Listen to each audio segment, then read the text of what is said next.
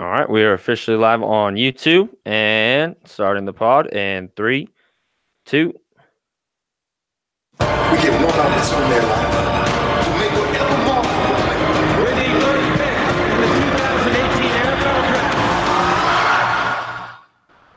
Welcome into the Boomer Bust podcast with Russ. I am Jack Bourgeois. We have Roy Countryman joining us in, one of Blitzalytics' finer scouts, I should say.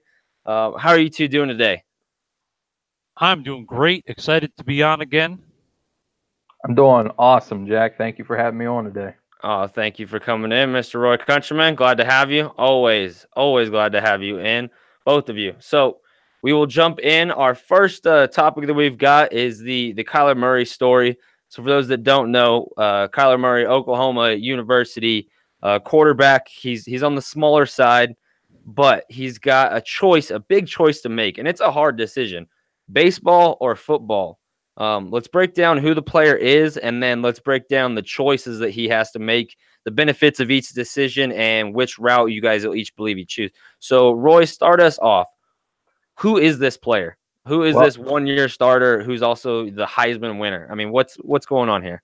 On the surface, if you just look at his measurables, you may get a little bit of negative thought process by only seeing 5'10", 195 pounds. But if you dive into his tape, he has off-the-charts athleticism. His accuracy to all three levels is exceptional to outstanding. Went through 3 different tapes of his.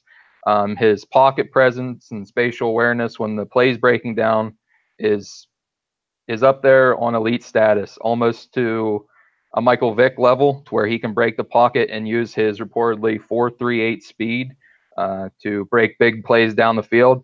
Not only that, he knows and understands how to protect himself whenever he is going downfield, and he uses his baseball background, as we all kind of know he has, and he likes to slide to protect himself. But he doesn't come without his warts. He does have a gunslinger mentality at times and trusts his receivers to make a play more than probably what he should. He does have the arm strength to flick passes 40-plus yards down the field without much hesitation. And from my point of view, I just recently finished up my scouting report on him. I have a grade in the top 5 for him, and I know he's only 5'10", but with the type of success that Baker Mayfield, Russell Wilson, a lot of the shorter quarterbacks that are out there, you can, especially to use his athleticism when he's on rollouts and using his athleticism outside the pocket, his accuracy doesn't wane at all, which is very rare. I also seen on tape too that he has the ability to go through his progressions, and he can manipulate safeties in the deep third to be able to look off a safety and throw to the opposite side of the field. So just a quick kind of synopsis of what his skill set is. How do you feel about him, Russ? Is he a top 5 player to you? I don't know if he'll be a top 5. I think the reality is that no matter how well a guy like Russell Wilson does, there is going to always be the concern of a quarterback that's under 6 feet, just because, especially with analytics playing such a big role now, if you look at history in the past 20 years, any quarterback under 6 feet that was drafted, there's one that's been successful, and that's Russell Wilson. Everybody else has been above it, whether it's Drew Brees at 6 foot flatter or Baker at a little bit over 6 feet but under 6'1". So that is going to play a role. It is going to make teams say, hey, he's going to lose the tiebreaker to another quarterback potentially. I do think there's a good chance he's going to be a first-round pick, especially when I've looked at some of the other quarterbacks that are supposed to be highly regarded that are going to the Senior Bowl, like Drew Lock and Will Grier. And to me, these are guys. I mean, I don't even know. Right now, I would say Lock to me is an undraftable quarterback. Grier, I haven't finished yet, but through 3.5 games, he doesn't look much better than Lock. So, I mean, there is not, in my opinion, going to be a lot of really good quarterbacks in this draft. Then you add in, I think Murray has gone through with the transfer, with all the different things he's dealt with being a short quarterback, 1 year as a starter. He has dealt with a lot of things that give you the impression, or at least give me the impression, that he will be able to handle the leadership, character stuff that's necessary to be a successful quarterback in the NFL. So I tend to think he will be a first-round pick, but I will tell you, it's not a sure thing. any quarterback that's not a prototypical guy is never a sure thing anymore, being a top first round pick. But I do believe he has potential, not only as a first round pick, but to make a ton of money playing football as opposed to baseball. There's a big risk there. All right. How do you guys think that Baker's success in year one with the Cleveland Browns will impact everyone's opinion of Kyler Murray? Because I know at this point last year, nobody was locking Baker Mayfield in at the number one pick. Many analysts were saying that he may even slide to the second round just because of his size, and they were thinking that he was under 6 foot or right around that. Do you think that his success in the NFL, especially with now Greg Williams as his head coach, will impact basically everyone's overall opinion of Kyler Murray? I mean, I think Baker, it helps, no doubt, especially because he was in a wide open offense. I mean, the same sort of deal that Murray's doing pretty much every single day. They're a little bit different athletically, but the offense is virtually unchanged, even though I'm sure they tweaked a few things to make it a little bit more conducive to Baker and then more conducive to Kyler, as all good coaches do.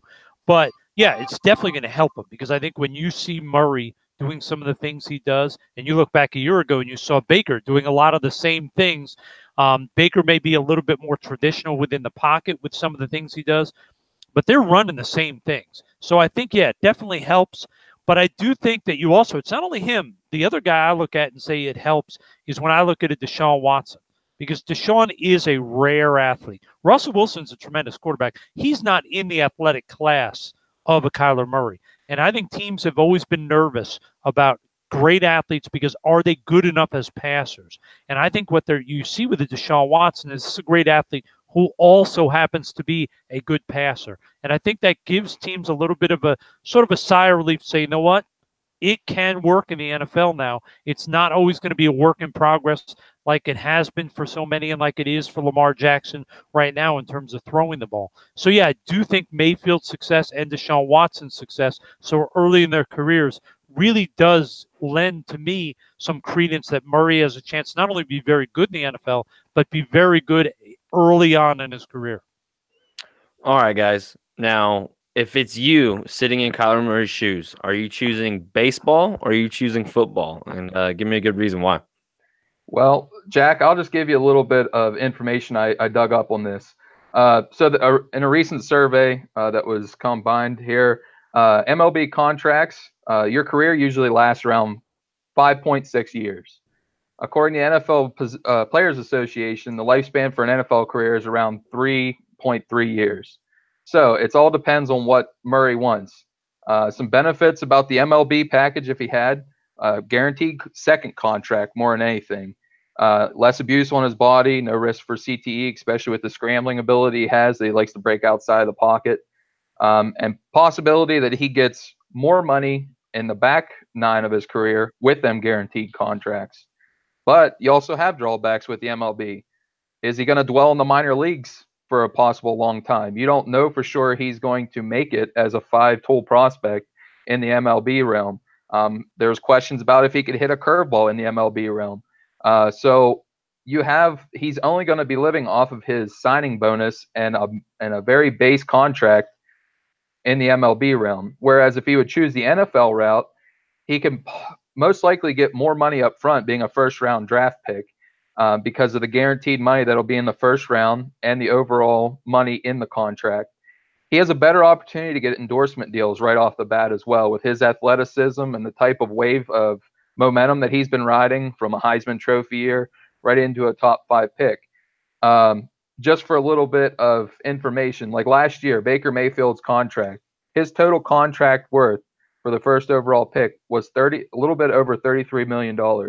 His signing bonus was a little bit over $22 million. So even if Murray went number 1 overall, even if he fell to the 5th overall pick in the draft, Bradley Chubb got a little over $27 million for his total contract, and his signing bonus equated to a little bit over $18 million. So, and let's just say, the height knocks him down a lot, but we don't overlook his athleticism and his passing ability. Lamar Jackson, the 32nd pick in the first round of the NFL draft, his total contract was worth a little bit over $9.5 million. His signing bonus was just a hair over $5 million. So his contract that he signed with the Oakland A's was in total of $4.66 million as a signing bonus. It was stated by Ken Rosenthal the other day that his contract has a clause in it that if Murray would choose the NFL over the MLB route right now, he would only be responsible for paying back the portion of the signing bonus that he's been paid right now, which equates to $1.5 million. His second payment of his signing bonus is due to be paid to him in March, and that will equate to $3.1 million. So you'll see, yes, he'll have $4.6 million, but who's to say he won't make it out of the minors as a baseball player? And just a drawback if he would choose the NFL over the MLB, the non-guaranteed second contracts, unless the one thing a lot of people aren't looking at, the CBA is going to be up and there's going to be a lot of renegotiations. So we're not quite sure what contracts are going to look like structured going forward after the CBA, especially with the Kirk Cousins deal and a lot of players more angling towards guaranteed money than the big number in the total contract. And also his chance for injury. That's the biggest difference between the NFL and the MLB. Has a lot greater chance of getting hurt in the NFL. Yeah, I think you made a valid point with just the recognition a pro football quarterback gets over going straight to the minors and then having to work your way up. He definitely isn't a Heisman or a Heisman Trophy caliber baseball player. You know, he definitely wasn't up for any awards in his collegiate baseball career. So I do think you have to kind of lean towards wanting to play football. I remember you saying the other day outside of the pod that his dad's a football coach and a quarterback coach, and their whole family just eats, sleeps, breathes football. So you have to imagine that he's got to be leaning towards football just for the pure adrenaline rush of it, for the recognition, for thinking about what you can get once. I mean, look at what Baker's doing right now. He's all over commercials right now. He's got endorsement deals like crazy. Same with Saquon Barkley. I mean, there's a lot of money to be made outside of football once you're initially there. And, you know, it's hard to name. It's not hard to name baseball players unless you're a big name baseball fan nowadays, because they're not the same. They don't get the same recognition in the media that the football players do. What do you think, Russ? Where is he going? Is he going baseball or is he going football? You know, I think there's no doubt he's going to go football. And there are a few reasons. I think, firstly, that if this were a kid who people were saying was a third or fourth round pick, I think baseball would be a slam dunk, because the odds of him lasting as a fourth round pick, getting to that second contract and ever getting $5-6 million guaranteed, slim. But when you're talking about, I think worst case, you're talking a second round pick quarterback who is going to at least be in the league 3 years, even if everything goes terrible. I think just watching him play, I think the passion for football, I think he'd prefer it if he had the choice. And then you add in the fact, the other thing that you have to remember, and I think, Roy, you did a great job of breaking down all the numbers of, is he going to be in the minors? What's he going to be doing? That sort of thing. But let's remember that right now, and I don't know the exact number, but it's under 15% of all baseball players drafted ever play a day in the majors. So just that alone tells you that signing bonus may be all he ever sees in baseball, other than riding around on buses, because the number of first-round picks who have never gotten to the top because they couldn't learn to hit is enormous. So, like I said, if this kid were a mid to late round pick, it'd be a different story. But a first or second round pick, in my opinion, you've got to go with football, because he's not at a position where he's going to be getting the head trauma consistently. He should be able to, although quarterbacks get hit, he has a chance. If you look at guys like Phillip Rivers, Tom Brady, that play until their late 30s, this guy could literally play 16, 17 years as a quarterback. Even if he never becomes a star and he's a backup, you can make $2 or $3 million a year as a backup quarterback. So to me, football is the way to go. I would have, if you'd asked me a year ago, I would have bet the farm on baseball, because we were talking about a guy that couldn't even get on the field, was sitting out, going to be a one-year starter, and had $5 million guaranteed in baseball. But I think now he has to look at it and say, hey, football's the way to go. And you had mentioned something there, Russ, too, about analytics driven. I see a big movement in the NFL to kind of break some of the molds of a lot of the old school veteran scouts. I see that there's going to be almost a proliferation of the way the MLB route is going now. They're having a lot of young general managers. They're not afraid to move on from players or move on from set traditions of previous regimes and break the molds, especially if the athleticism calls for it. You were saying, you know, with Watson's type athleticism and his passing ability, I'll agree with you that Murray has that type of athleticism more than Russell Wilson.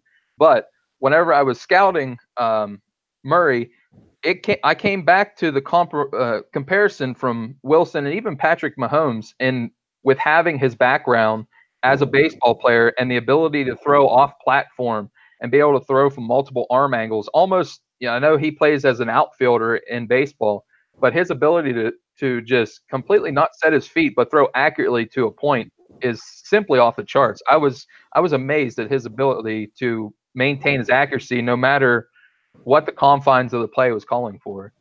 And I agree with you very much, Roy. My only question when I bring up the analytics is the one thing the analytics has definitely brought into focus is how many size players, when they're dramatically undersized, they're called exception guys, how the failure rate really is dramatically high.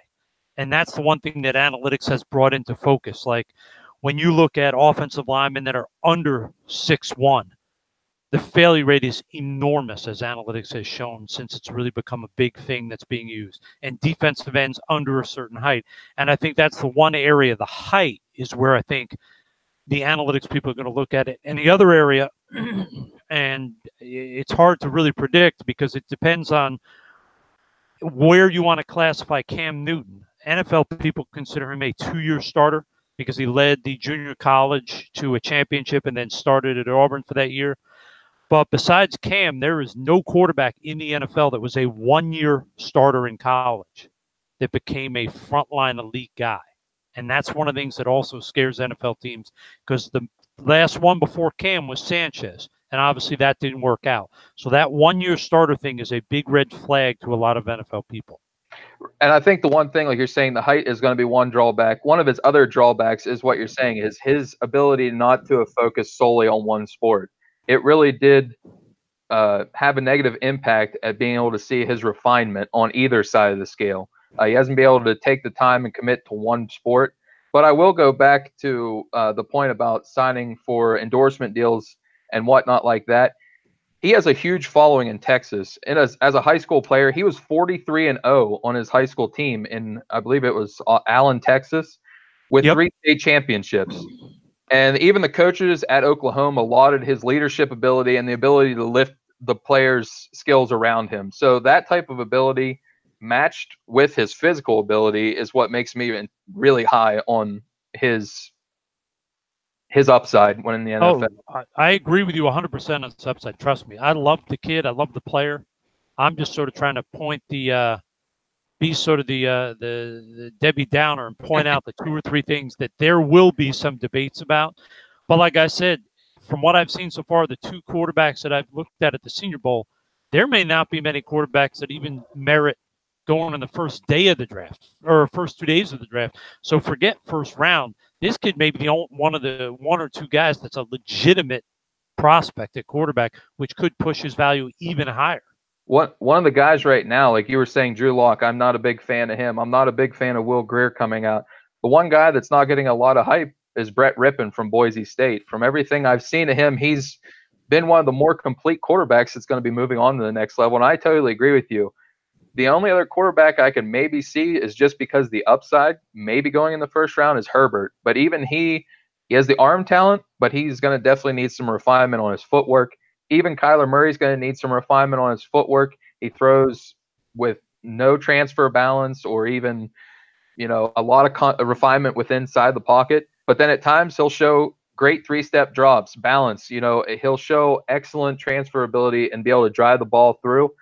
And then at other times he won't even set his feet towards the target. And it's that not being able to focus on one sport. I believe once he be able to choose his path in each one, if he chooses the NFL route, I believe his upside is off the charts, that he'll have an NFL-style coach teaching him these things to be able to refine his craft. and he has the work ethic to put into it. Yeah, this 2019 season or NFL draft is going to be a tricky one to try to kind of put your finger on, because there's not even that many teams that really are quarterback desperate. I mean, maybe minus what we can say the Jaguars need a quarterback. Miami might want a quarterback, but they could definitely still stick it out with Ryan Tannehill. They have a winning record with him at the helm. Maybe they give Eli Manning one more year and wait out for a better prospect, or maybe they draft one, or maybe they see what they have with Kyle Lauletta. I know Russ was very high on Kyle Lauletta this last year. So it's going to be a tricky year. I think it's going to be extremely defensive heavy. I think this might break the record for defensive or players on the defensive side of the ball going in the first round. But let's get on into our redraft. Roy is joining us. He was not here last week for episode 1.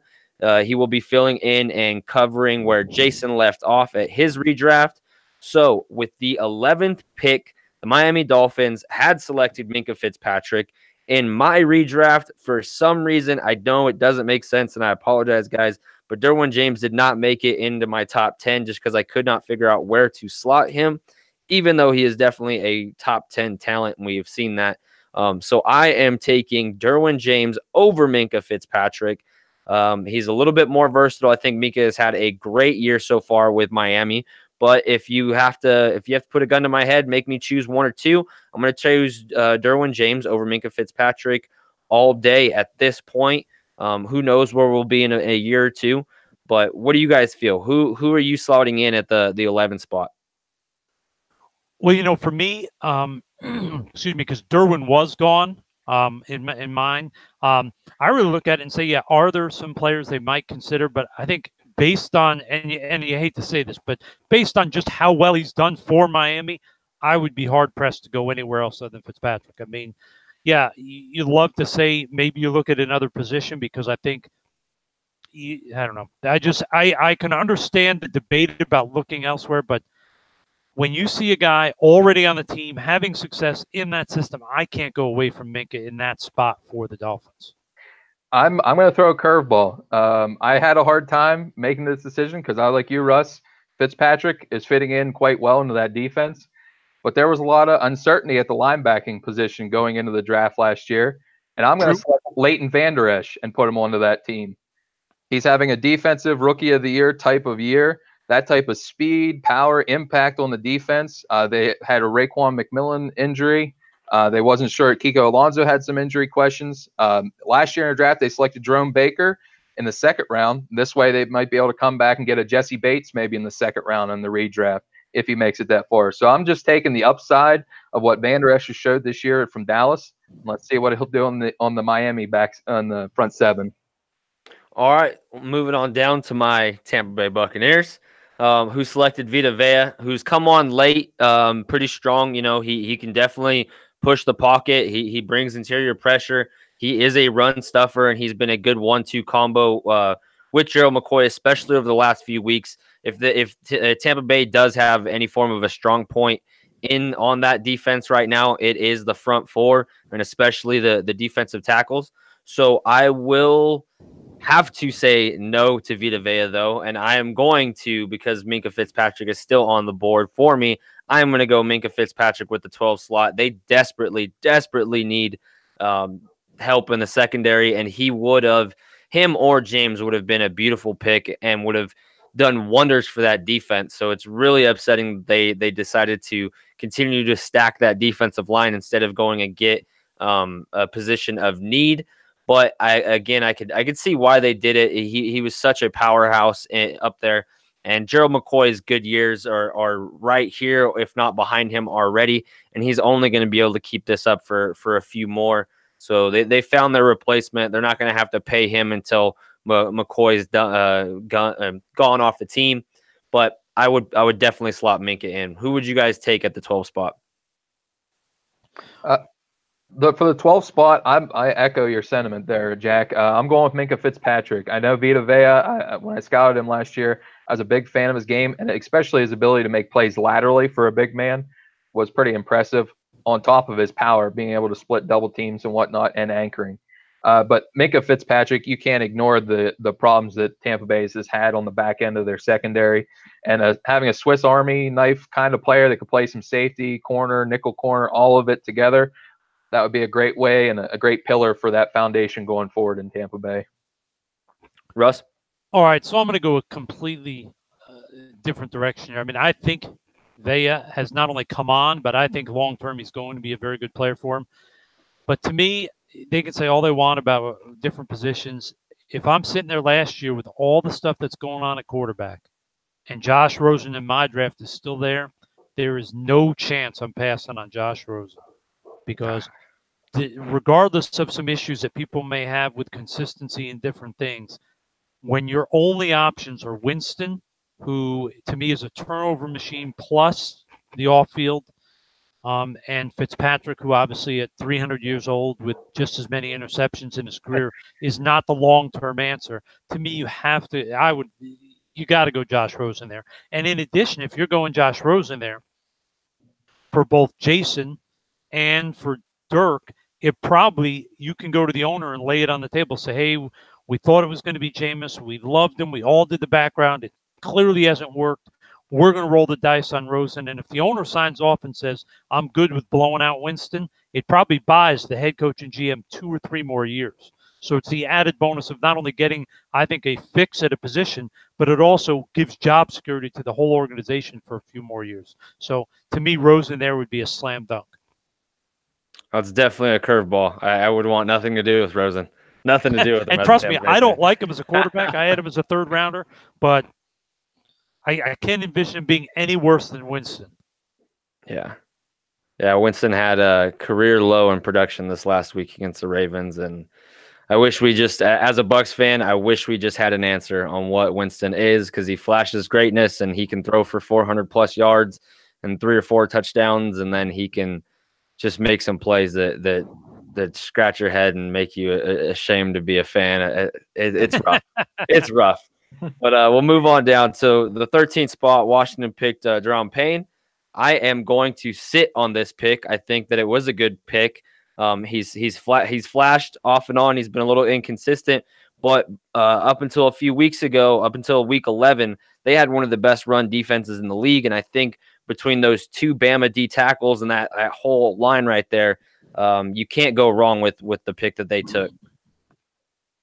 You know, I agree with you. I mean, the only debate to me there is based on how he's played this year is would I consider Jair Alexander, because Josh Norman is getting paid a fortune and not a great corner at this point. And Moreau, the kid from UCLA, is still coming into his own. I think he's going to be a solid one. So I would think about that, but I agree with what you said. Putting Payne in there when you giving them the 2 Alabama kids, I mean, I think it gives their D-line a chance to be a dominant D-line for a good long time, at least 3 or 4, maybe 5 years if they can re-sign both these guys. I would stick with Payne, but I am tempted by Alexander based on what I've seen this year. You know, I was really close to slotting Jair Alexander in that one, and I'm forecasting, but he might be my next pick. So. For me, it's a consensus. I got Daron Payne going back there too. His 2 gapping ability as a nose tackle on that defense, especially when they were coming off of being the 32nd ranked run defense, to put him in there and be able to get a healthy Jonathan Allen beside him, definitely foundation, pillars going forward for that defense, be able to stop the run up front. Yep. All right. So moving on down to number 14. They didn't trade a king's ransom, but damn near. New Orleans had to do a lot to go move up a few spots and go pick Davenport. His production this year hasn't been there. I know Cameron Jordan kind of shadows anybody on that defensive line, but I don't think it was worth. I'm going to say it just wasn't worth everything. I'm not going to say it was necessarily a bad pick. Give him a year or 2. He has all the talent in the world, and he's got tons of upside. But I would personally slot in Jair Alexander, so then they wouldn't have to trade for Eli Apple. Eli Apple is definitely not the same player Jair is, and so I would say Jair Alexander. He was one of my favorite cornerbacks coming out. I think I had him as my number 2 corner last year, and there's a reason why. The man is extremely aggressive and can break on a ball like nobody other. So what do you guys got for New Orleans at the 14th spot? For me, I have him grabbing one of the value picks, falling from your Tampa Bay Bucks. I have him selecting Vita Vea. I know they've come on this year in run defense with the guys they had with Tyler Davison and some of the younger guys coming forward. But Vita Vea, with that value dropping down, I could see putting him in the front 7 alongside Cam Jordan, even letting him have some more one-on-one matchups, the type that Vita Vea would command. Davenport's a nice pick. Like, I'm with you, Jack. A few years from now, he might pan out, especially since he was outside the Power 5 conferences at UTSA. He's long and lanky, but I'm going to go with Vita Vea and just shore up the front 7. See, and I got to tell you, I debate the Vita Vea there, but I really think the Jair Alexander, because when you look at New Orleans, just when you have Cameron Jordan and Sheldon Rankins and Tyler Davison and even the Anyamata kid, they've got some depth in terms of big, strong, powerful guys. At corner, I mean, Eli Apple, to me, he's an unknown if he's ever going to be the guy you really want starting opposite Lattimore as a long-term solution. And really nowadays, because of the need for 3 and often 4 good corners, I would tend to lean towards Alexander here because of the depth on the D-line. All right. Number 15 spot for Oakland. They went Colton Miller. Could they just take anybody? I mean, could they just put anybody in there and they'd be happy that they got that guy? They were selecting Nathan Peterman. Yeah, exactly. Well, they just took him this week. So. I know. Yeah. Oh, man. When you posted that, Roy, that the Tampa Bay Buccaneers were working him out, my heart dropped. That was your Christmas present, So Jack. thank you, John Gruden. Thank you very much for not breaking my heart on that one. So at the 15th spot, Colton Miller has definitely underperformed. Last week, he was on both mine and Russ's biggest bust of the first round. He has all kinds of tools, all kinds of talent, super athletic, super lengthy, and I had him, I think, as my number 3 or my number. I think I had him slotted as my number 4 tackle last year out of the top 5 article that I did on pure the fact that he has all kinds of balance. You know, he's good against the run for being kind of a thinner build. He was very aggressive in the run at UCLA, but he just has not panned out this year. He has not been able to protect Carr. He has been arguably one of if not the worst starting rookie lineman to start this year. So I would, which is crazy again. I'm sorry that some of these players have been falling on my board. It doesn't make sense, but Roquan Smith is a player that I would select with this pick because he is still on the board for me. So I would take him over Colton Miller any day of the week. And like you said, I think there's any player you could slot in above Colton Miller right now, and they would be much more happy. I think the Raiders definitely whiffed on their first few picks, but made up for it late with Arden Key being a 3rd round pick. He's flashed, been a flash in the pan at times. And then Maurice Hurst has also been a great pickup for how far they got him. What do you guys got? For my pick, I'm actually going to go back to the reported 1st-round target of John Gruden. He's still available on my and Jason's board. I'm going to have him select Mike McGlinchey from Notre Dame. Start him off at right tackle like he is for San Francisco right now. With Donald Penn, they had switched him over to right tackle. He might actually been playing where Colton Miller is this year. He's been playing really well for San Francisco, a really steadying force to that offensive line group. And I think that would be a good foundational piece for the Raiders going forward, to be able to protect either Derek Carr or the next quarterback that John Gruden wants to have quarterbacking his team.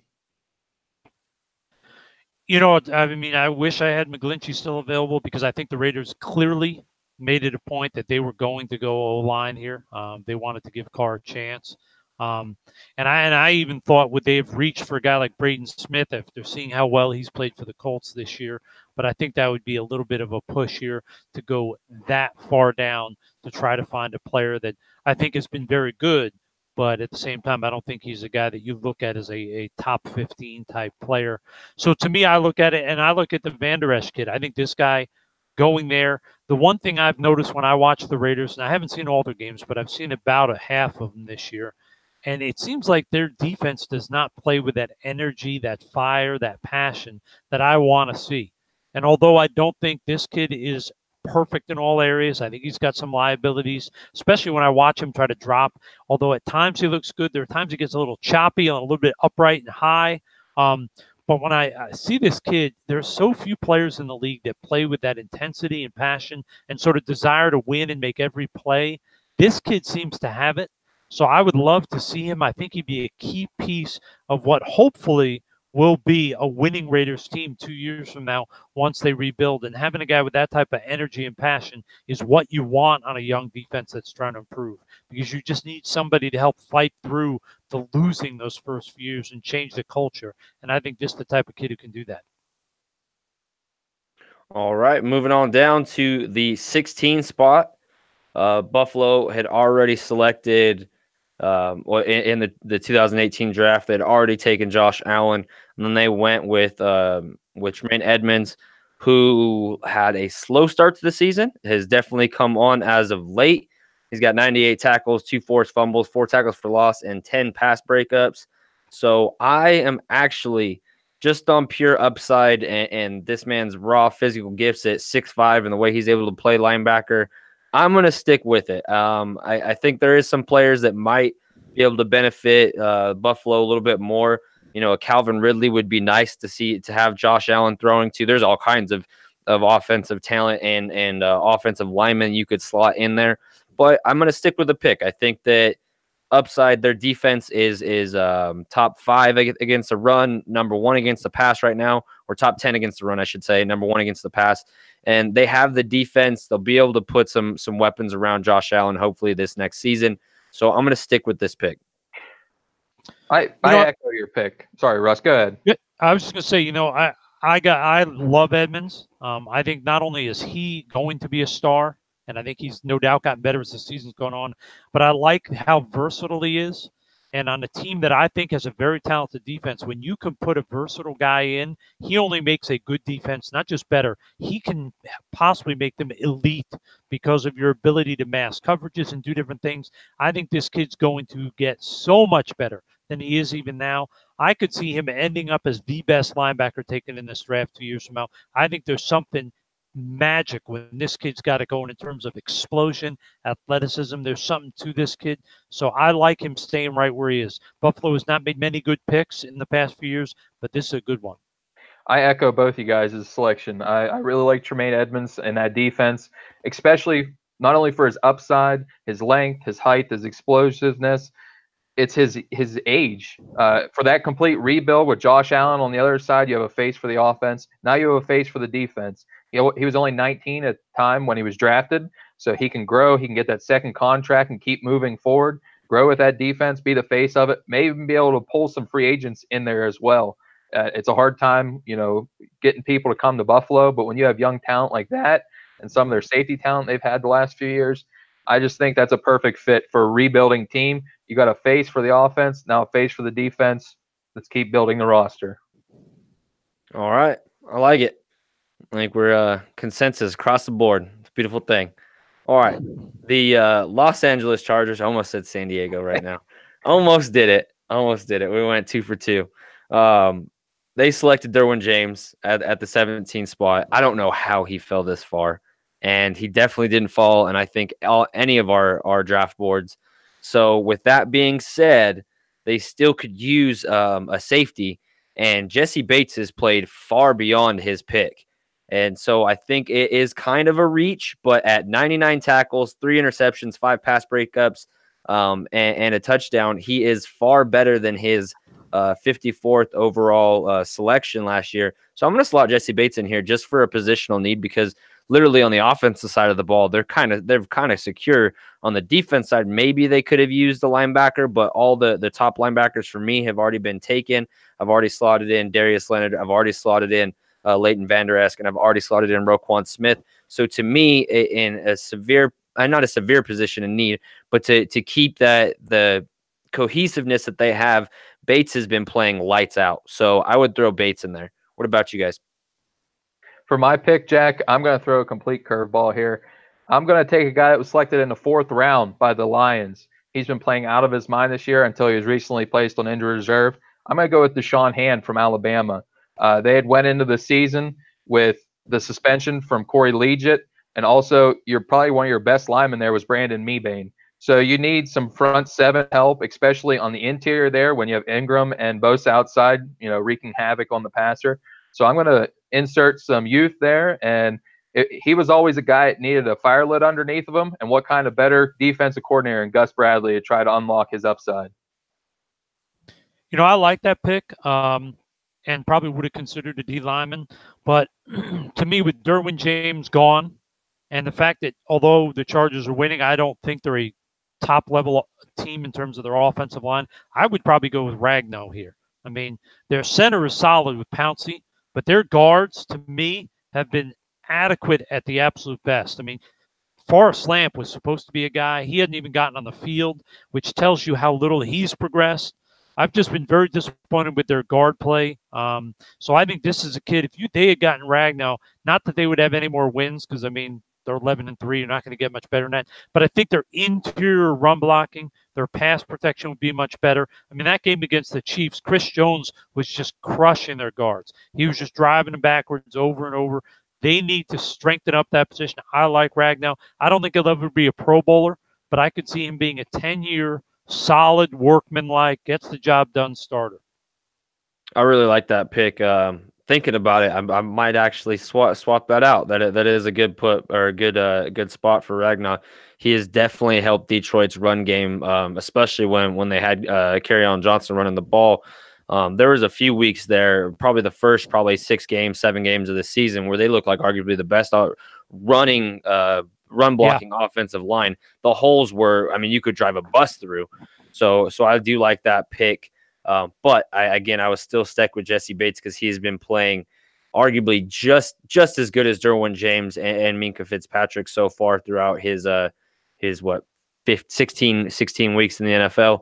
So with the 18th pick, most of us, I think, do not have Jaire Alexander on the board. That's where Green Bay went. They went back-to-back cornerbacks this year, and taking the number 2 and the number 3 on most people's boards. That's how I had it, with Jaire Alexander, the number 2 corner, and Josh Jackson, the number 3 corner. Josh Jackson's ball skills and his zone coverage is ridiculously good. The way he can break on a ball and read a quarterback, as long as he has his eyes on the quarterback, he is a darn good cover corner, or a darn good corner. As soon as he has to start playing man, it's not so much. So he's been exploited a little bit, but I still think that they are happy enough with him that they would take him if Jaire Alexander wasn't there. So I'm going to slot in the player that they took in the second, Josh Jackson. This one, sorry, Roy. This one to me was sort of a crazy pick, because I think we all agree Jaire Alexander's been possibly not the best defensive player, but definitely the best defensive back drafted this year. And when I look at Green Bay, I look, okay, clearly with the 2 corners, they are saying our defense stinks. We need to help. But when you watch them play this year, one of the biggest issues I had is Aaron Rodgers was running for his life all year. Yeah. So my debate here is, do I look at Leonard, who the Colts got lucky and got in the second round and somehow didn't get in the Pro Bowl despite possibly being the best rookie in the whole league? Or do I look at Braden Smith, who would come in and probably be able to start at guard for Green Bay and give him the versatility that if Bulaga's injuries continue, he could play tackle? That one to me is a real tough one. I probably, knowing what I know now, I would take Leonard. Going back to that draft, if I've been sitting there, I probably would have taken Braden Smith. But if we're redrafting today, I'm taking Leonard there and letting him be their future centerpiece of what I think is a defense that's getting old. Yeah, I can see the age creeping up on Green Bay. Russ, for me, somehow I still have Alexander on the board, so I'm going with the pick of Jaire Alexander back to Green Bay. He's been off the charts when he's got on the field here as a starter. His competitiveness to the ball, to be able to jump routes, tackle, stay on the hip pocket of every receiver, and be sticky the whole way through the route has been very impressive. He's definitely got multiple Pro Bowls in his future, and possibly even an All-Pro selection. No doubt. You nailed it right on the screws. When I did the scouting report for him last year, I said he's so aggressive that it looks like he's in a fist fight when the ball is in the air. He will literally punch somebody if need be to get that thing out. And I love his aggressiveness. When it's a 50-50 ball, he's very impressive, and I like to note that I actually got that one right this year. But at the 19th spot, Dallas had taken Leighton Vander Esch. I believe he's across the board gone. He's been playing lights out. He's basically put Sean Lee on the bench. Even when after Sean Lee came back from injury, he still, I think, only played 9 snaps this last week or week prior. I had Calvin Ridley slotted in this from my first mock draft to my very last mock draft, saying that they needed help tremendously. And now I know that they have Amari Cooper, so I kind of, this is kind of back and forth, that if they would have taken him, they wouldn't have had to give up a first-round pick for Amari Cooper. And I know Amari Cooper has been playing lights out for him, but I think Calvin Ridley would have done nearly the same thing because he is almost an identical type of player. He's got the route running. He's a freak athlete. The hands are there. I know Cooper I don't even think Cooper's dropped a pass since he's been with Dallas, where it hasn't felt like he has, and he couldn't catch a ball to save his life when he was in Oakland. But I'm going to stick with my guns. I'm going to say Calvin Ridley to the Dallas Cowboys at 19 because of how bad they needed wide receiver help then. There's probably a few players I could slot in over him, you know, if we want to, like, hindsight being 2020 with them taking Cooper. But I think I would rather have Calvin Ridley and another first-round pick this upcoming year than Amari Cooper and no first-round pick and minus $20 million. What do you guys got? Russ? You know, for me, it's funny. I went back and forth, O-line, receiver, and then I just came back to what you were saying is if they take a receiver like Ridley or more, to me it was one of those two. They take one of those guys, they don't have to make the Amari Cooper trade. Now, if they had given up a second for Cooper, that'd be great value. And to me, I'd say, all right, you know what, I'll whatever. But if you can take a receiver like Ridley or Moore, I probably would lean a little towards Moore. There's just something I like about that kid a little more. But you're talking splitting hairs there. I'm fine with either one. I'd probably say Moore here. But I like the idea. Solve that position there, and then you don't have to go trade for Cooper, who, although I think he's going to be a long-term guy there, because regardless of what money he asks for, there's no way Jerry is going to embarrass himself and let this kid leave because he gave up a first for him. So this kid may end up being the highest-paid receiver, or in the top 2 or 3, just because Jerry, A, doesn't care about money, and B, is never going to allow himself to look bad for trading and then losing the guy because of money. So I would totally go receiver here because you don't want to have to put Jerry in that position where his ego ends up playing a role in how much you're going to pay a receiver.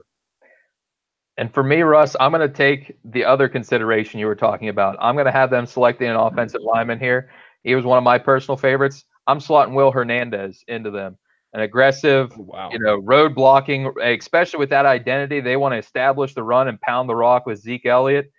That guy at left guard instead of Connor Williams, their second-round selection, put him in there. Yes, they would still have to make the trade for Amari Cooper, which Amari Cooper, the one great upside in that is how young he is.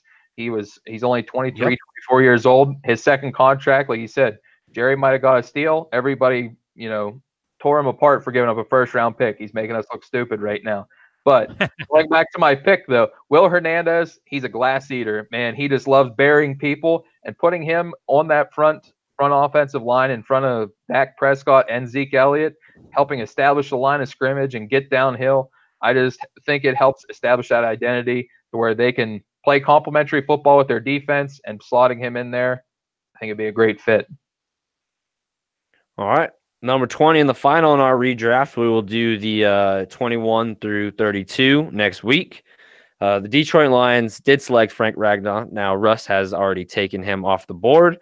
I have him sitting here, and I have it as basically a tie between him and Brandon Smith. I think I would lean towards Smith, but for the fact that he's already played it, he's already at Detroit and playing in Detroit, and he's played quite well. I will stick with Frank Ragnow for the Detroit Lions because they desperately needed some help on the front, or the offensive front.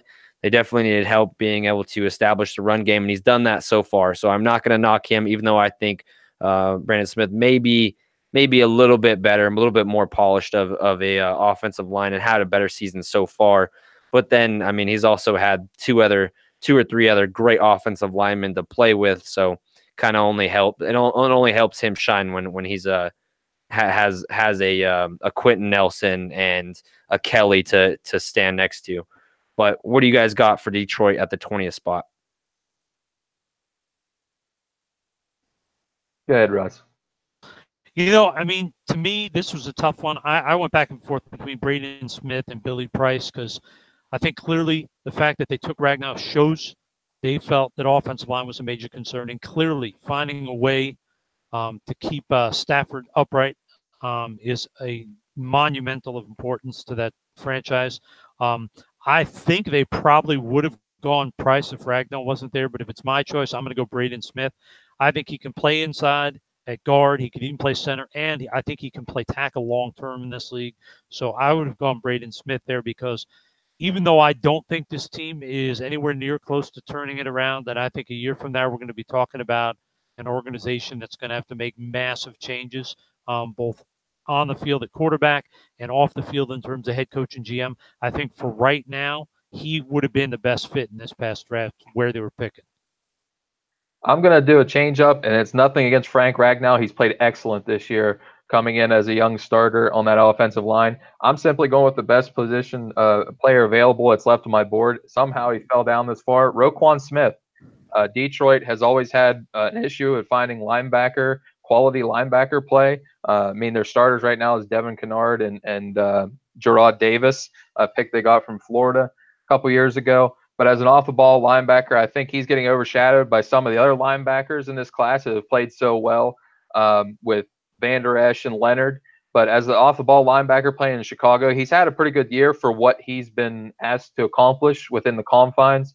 And I think putting that type of talent on a Detroit defense, I think best player available, I think he would outrank possibly Frank Ragnow. I like it. That was 11 through 20 for our 2018 NFL redraft. We are going to now talk about the top 3 grades and the top 3 worst grades for the per team for last year's draft. I will start it off, and I will breeze through mine because I have a feeling that we're all going to talk about a few of the same teams. So at 1, you have to go the Colts. I believe that they just drafted 2 All-Pros in their first 2 picks. Then they also got Brandon Smith, and they also got Jordan Wilkins. So I have an A+ rating right now for the Indianapolis Colts. One draft, not even a free agency, one draft turned that entire team around, and now they have so much money to play with come next year. If those guys are blocking for a Le'Veon Bell, oh my God, look out. So at the number 2, I have the Browns. Again, another A+. They hit on Baker Mayfield when a lot of people said that he shouldn't go number 1, and the whole world freaked out a week in advance when they found out that he was or rumored to go number 1. Denzel Ward, again, everybody said it should have been Chubb. It should have been Chubb. And then he comes out and, has a hell of a year right up there. Him and Jair Alexander are arguably 1A, 1B for the best rookie cornerbacks coming out of the draft. And then they got Nick Chubb, when a lot of people were saying that they should definitely go Saquon because Saquon was the safest bet and was hands down, the best player in the draft. And I do not disagree with that. But Nick Chubb isn't a bad prospect to get in the second round. I mean, the value there is tenfold what it is for taking a Saquon Barkley in number 1 or where he got slotted in at number 2. And Nick Chubb has been the highest graded running back in Pro Football Focus for him, at least since getting the starting job once they got rid of Carlos Hyde. And at 3, I got a B rating for this one. And there's a lot of teams I could have slotted in, but I'm going to say the 49ers. It's B+ between Mike McGlinchey, Dante Pettis, Fred Warner, and Tavarius Moore, who's now the starting corner, who was a safety. They moved him to corner now with Witherspoon being put on IR. They got 4 starters right there. And then in the 7th round, they got a impact key contributor in Richie James, who had a punt or a kick return this last week for a touchdown that was definitely helped them. I mean, they wouldn't have won the game without that. So he obviously has contributed to a win or two and has looked like a darn good 7th round pick. Let's start off with you, Roy. Who are your top 3 teams for last year's draft? My first overall team that I have on my list, you talked about, the Cleveland Browns. They had a home run with the Baker Mayfield, having the face of the franchise caliber quarterback. Then you come back around, go against the grain, and take your cornerback because of the players that are playing inside that division. They took him almost specifically to help offset the type of production that Antonio Brown continually had against the Browns. and he has definitely showed up. I was one of the proponents against taking him against Chubb, which Chubb has been flashing a lot in Denver as well. But Denzel Ward, high upside, Pro Bowl quality player going down the road. Mayfield, like I said, as you said as well, Jack, Nick Chubb, quality running back. They actually shipped Carlos Hyde out to be able to give him the starting spot. Him and Duke Johnson together in that kind of a tandem in the backfield is excellent. Not only that, you're looking at key contributors from Jernard Avery. He's been playing a lot of downs as a pass rusher and a run defensive player. Strong player. He's just getting his chops together now in different moves and having a go-to move as a pass rusher. Also, Antonio Callaway. I know they took some heat because of his off-the-field stuff, but I think a few years from now, if he can get his head on straight, that's going to be a quality contributor in your wide receiver depth chart. And as well, their Austin Corbett, their second-round pick. He's going to be a quality guy to develop behind some of their interior offensive linemen that are starting to get a little bit older and are starting to get a high cap number. He was a high-quality player at Nevada. So there's a nice guy. They had a key contributor on special teams as well, Damian Ratley, as well as a defensive end, Chad Thomas from Miami of Florida. Great athleticism and just need a little bit of refinement, especially with Greg Williams and that kind of aggressive defense. Excellent part there. I think they hit home runs in the top half of the draft, and they got some key value going down through. My second team, Jack, you already echoed a statement, Indianapolis Colts. They got hit a home run with Quentin Nelson, is one of the hands down the top 5 offensive guards in the NFL, in my opinion. And Darius Leonard, as you said as well, Russ, I don't know how he got overlooked for the Pro Bowl, but I hope that he's a first-team All-Pro just to basically say, you guys need to look at how you're selecting people here. Braden Smith, solid contributor as a right tackle, has the versatility to play offensive guard. Great pick there. Jordan Wilkins, been a good contributor in the running game, but also don't forget about Nyheim Hines. He's also been a pass-catching back. He hasn't had the greatest year, but he's excellent in the open field, can break some tackles.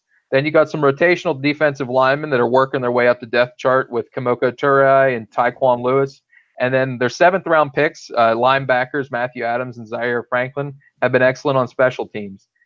But one of the big people that nobody's even talking about from their draft class, one of the ones that was blowing up in the preseason was Deon Cain, the receiver from Clemson. Big-bodied, decent speed, good hands. He was having an excellent preseason going into the preseason games, and then he tore his ACL. And they're really excited for his upside going into next year. So both of them 2 teams are my top 2 graded ones. The third graded team that I have, I was going back and forth between San Francisco and Baltimore. I did go with San Francisco because of McGlinchey and how well he's been playing at right tackle. And with Joe Staley getting up in years, they'll transition him probably over to left tackle once they're ready to get rid of that cap figure. And Fred Warner, I think, is their biggest star out of this draft. A lot of people aren't talking about him. About the debacle they had to deal with Reuben Foster, that is an excellent person to be able to come in and establish dominance over that linebacking core, is Fred Warner. He's been an excellent run defense as well as taking coverage out of the running backs, bleeding out. Dante Pettis, I was exceptionally high on coming out of the draft as a return specialist as well as a receiver.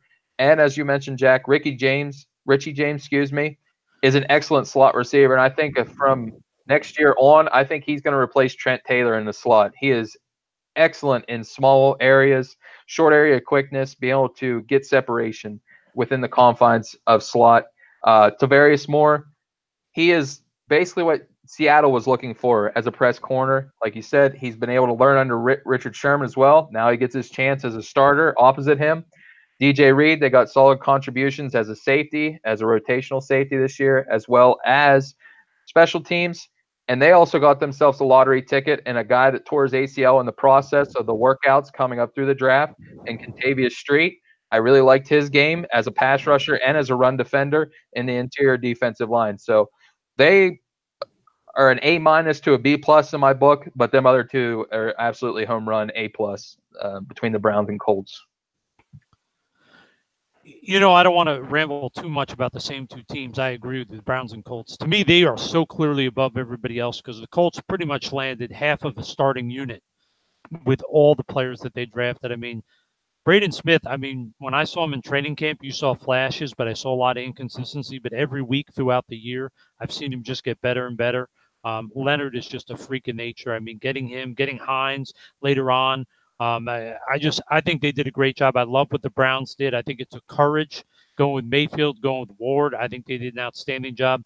But I'm going to go a different way. And I like San Fran. I think they did an excellent job. But to me, if quarterback is the most important position in the draft, then what I was always taught from all my mentors is then the guys that can knock that guy out of the game, they have to be second. And to me, Bradley Chubb, I mean, this guy he's been unbelievable. I don't think he's getting anywhere near enough attention for how well he's playing. I mean, this guy's playing at a near Joey Bosa level as a rookie. I mean, this guy's probably going to either tie or break Javon Curse's record of 14 sacks. I mean, he is a legit high-end pass rusher, going to be a double-digit guy for probably 8 to 10 years. So to me, just getting him elevates them into the top 3 or 4. And the rest of their guys, most of them didn't play, but then they also hit a home run in an undrafted guy, first undrafted guy ever to make the Pro Bowl on offense.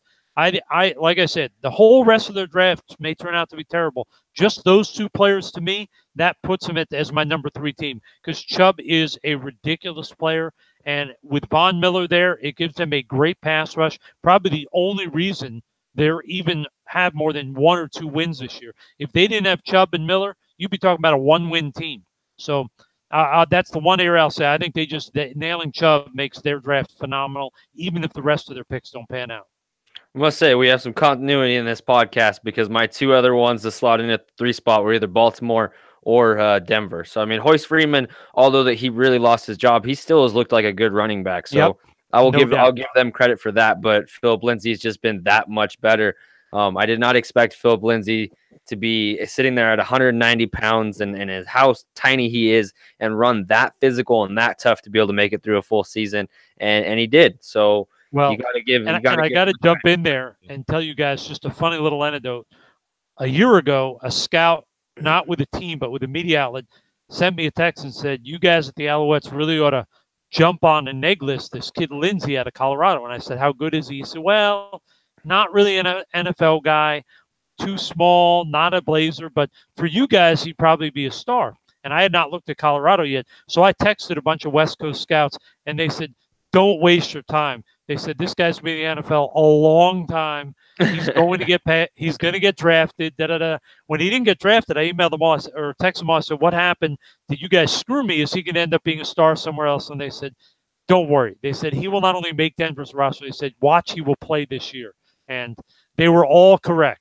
So I didn't have to waste any time really going down that tunnel because he turned out to be a little bit better than an okay free agent signing after the draft. All right, well, we're going to jump into our worst 3 drafts of the 2018 NFL draft, and then we'll get on out of here. So my 3, again, I'll keep these short and sweet. As a Bucs fan, I am extremely disappointed. Like I said, Vita Vea, I think, is going to pan out to be a great player or a very good starter for a long time. So I'm not upset with the Vita Vea pick, but the fact that we could have had Derwin James, we could have had a Minkah Fitzpatrick, is just mind-boggling, puzzling, blowing, whichever term you would like to use. So I'm very upset with that pick. Still, even though I think Vita Vea will pan out in the long run. My biggest things is that we had 3 second-round picks, and they have not panned out whatsoever. Rojo, Ronald Jones, has been a complete bust, the biggest bust of the second round at least, if not the first 2 rounds, because he's barely even seen the field. He can't catch the ball to save his life. He's kind of a one-trick pony with a, he's fast, but he's also fumbles the ball a lot.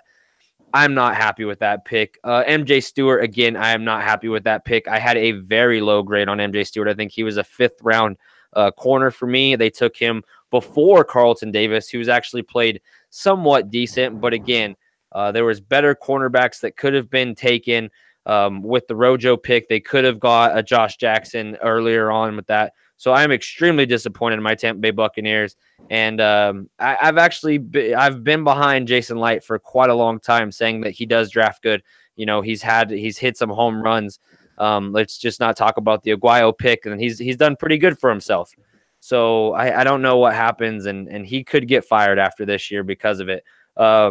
My number 2 is the Jacksonville Jaguars, for the simple fact that, yes, they added some pieces on the defense who might not have performed, but that defense is somewhat underperforming.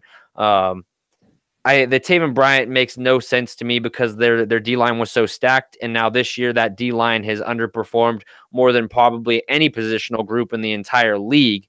Ronnie Harrison has played well in the time that he has played, but again, I think there is so many other positions in need that they could have went between offensive line, between wide receivers, quarterback especially. I will still stick to my guns and say if that team has Lamar Jackson right now, they're in the same position where the Ravens are, and they should have drafted Lamar Jackson with the first round pick that they had, and they would actually be a worthy team right now. Blake Bortles is not the answer. He hasn't been the answer. He won't be the answer. And again, I will tip my hat to myself because I said that was an expensive 1-year deal to see if Blake Bortles could get him back to the AFC Championship, and he didn't. Not only didn't, he got benched for a no-name quarterback in Kessler, who also is equally as bad. So the fact that there would have been and could have been quarterbacks that they should have taken or gone and grabbed a Teddy Bridgewater, I'm just going to say the Jacksonville Jaguars, it is all bad for them. So I am not happy with that route. And then my third one, the New Orleans Saints, for the simple fact that they gave up way too much for Marcus Davenport, and it hasn't panned out so far. Giving up this next year's first round pick, and I believe it was a first and a second, or 2 firsts and a second.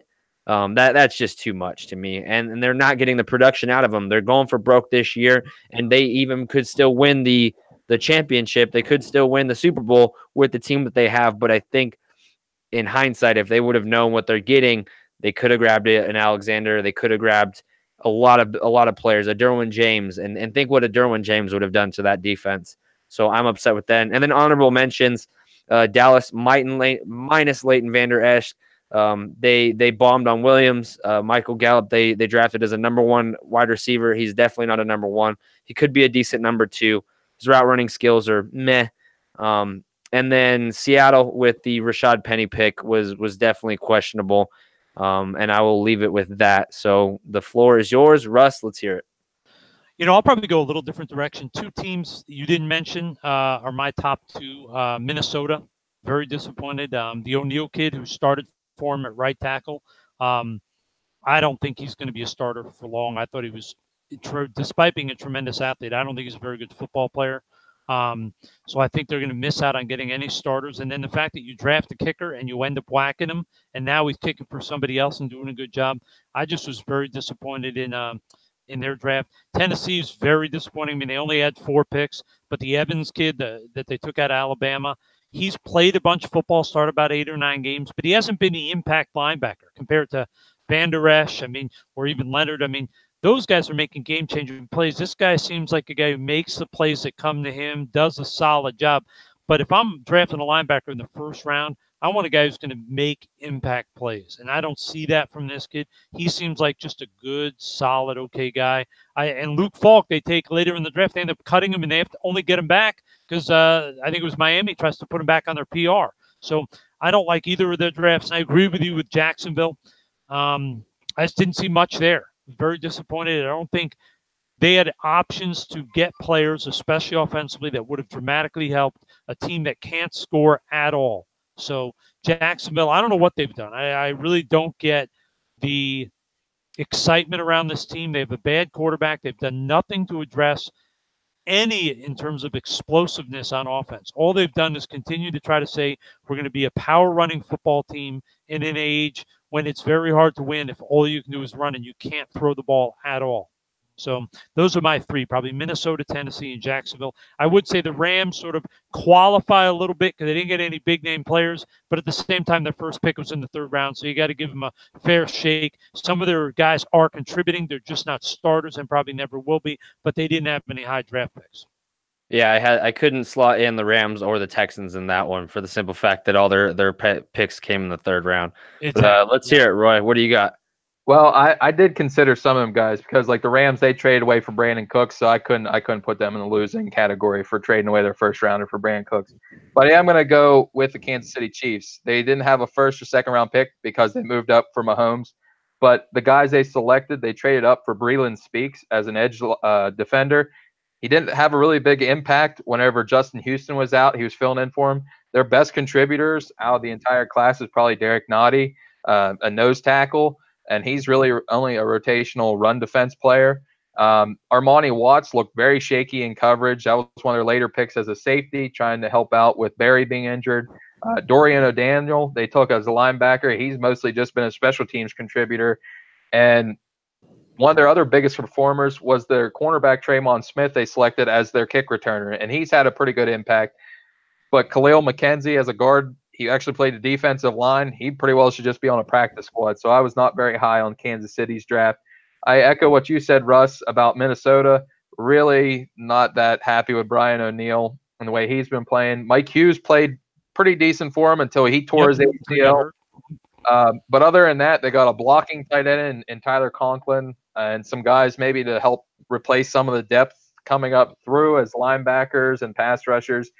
And I'm with you. If you're taking a kicker in the draft where they did, and then you cut him automatically just because he struggles, and now he's playing for the Raiders quite competently, that's eating a lot of crow within one season. I got to say that, Roy, the weird thing is they're a pretty stable organization. Like they're not one that make rash decisions and I was surprised they whacked the kicker. I would have thought in worst case they would have gone to the kid and said, "Hey, you're going to pull up with a hamstring.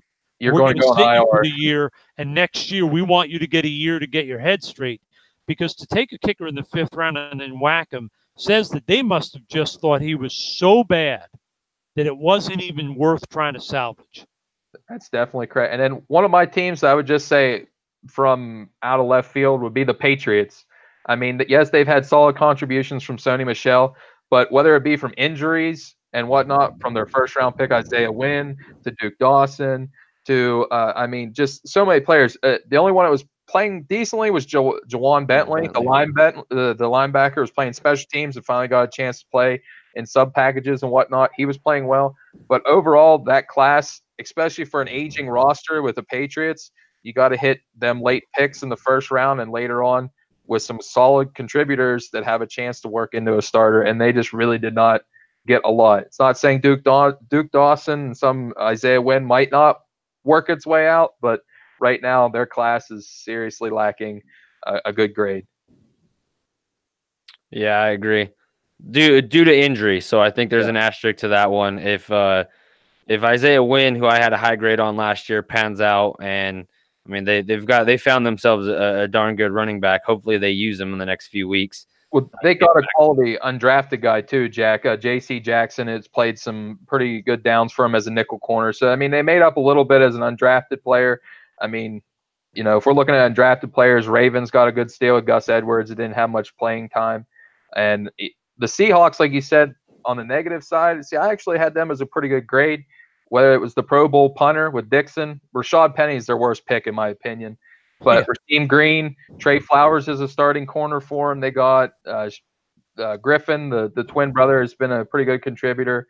Disley was playing really well before he tore his knee up. And they got a stud defensive tackle as a rotational run defender in Poona Ford from Texas. So they had a decent crop of players. Just that 1st-round pick, I see what you're saying. That was a killer getting Penny, especially when you have Carson running like he does, like he's ready to run through a wall for you. Exactly.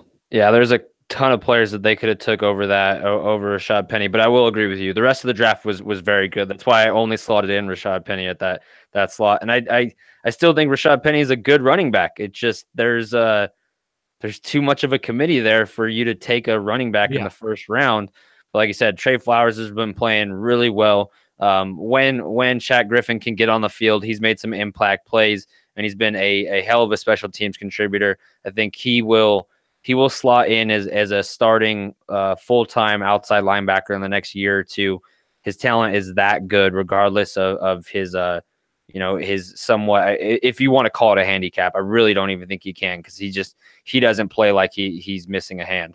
So any other last words, guys?